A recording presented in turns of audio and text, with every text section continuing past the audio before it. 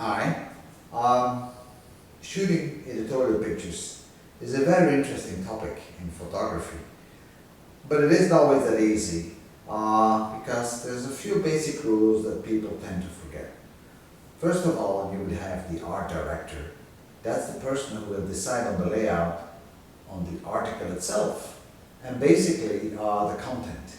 So if you've been asked to shoot a picture as an editorial picture to an article, then you really need to understand what the article is about. The picture should be an added value to the text, and elements within the text should be reflected in the picture. So therefore, ask the art director, ask the writer what the content is about, and try to find similarities in the picture and the text. The second thing is, of course, the format. Now, magazines, they come in landscape, they come in portrait formats, they come in all kinds of formats. So if you don't know what the final format will be of the publication, then you really have an issue. You need to know because you need to shoot the right format, landscape or portrait. Now, I tend to shoot always in both directions. You're on the scene anyway, you're on the set. So you might as well take a shot vertical and horizontal.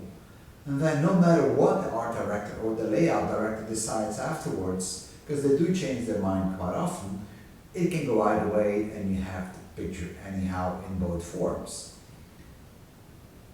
If that was the only few things you had to do, that would be great, but there are more things to consider. The background. Obviously, when we take a shot, we want the main object to pull the attention. So the common rule is make sure that the background is never going to draw away the attention from the main subject. However, in editorial photography, you may require to place some text inside the picture, and they often do so. It's a piece of text or logo. It could be dark, it could be white, it could be anything. Therefore, you need to ask, what is the text that is going into the picture, if any? Ask for the color, and then when you scout your location, look at the background and make sure that the background is not in direct conflict with actual text that should go in.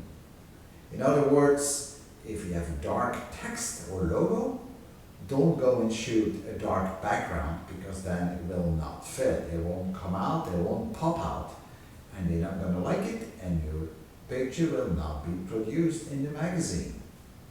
So check it out. Now the other thing, of course, that the background should be quite calm and relaxing.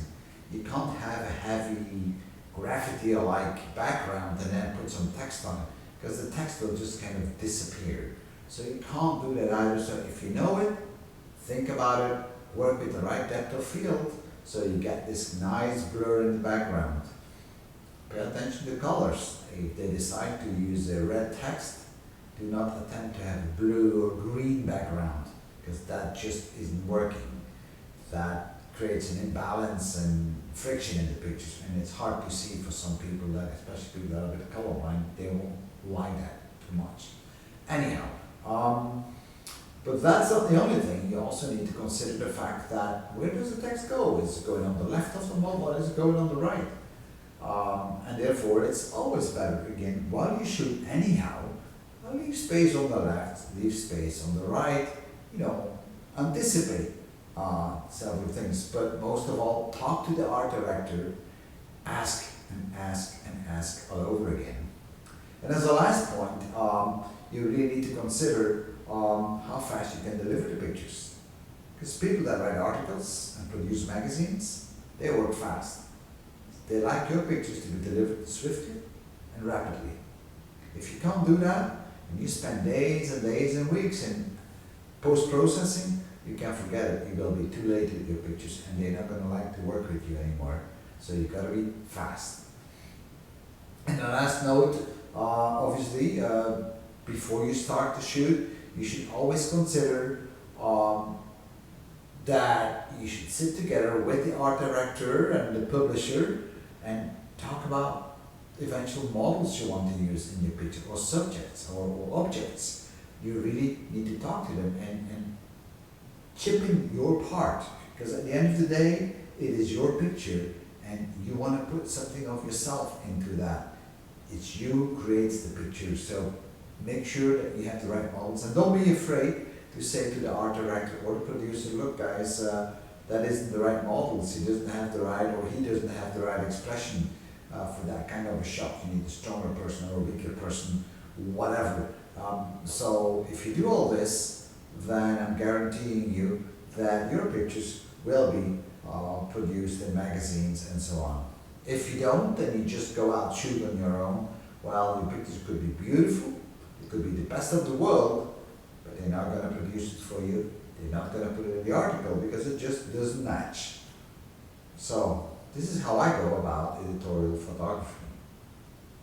Thank you for listening to me.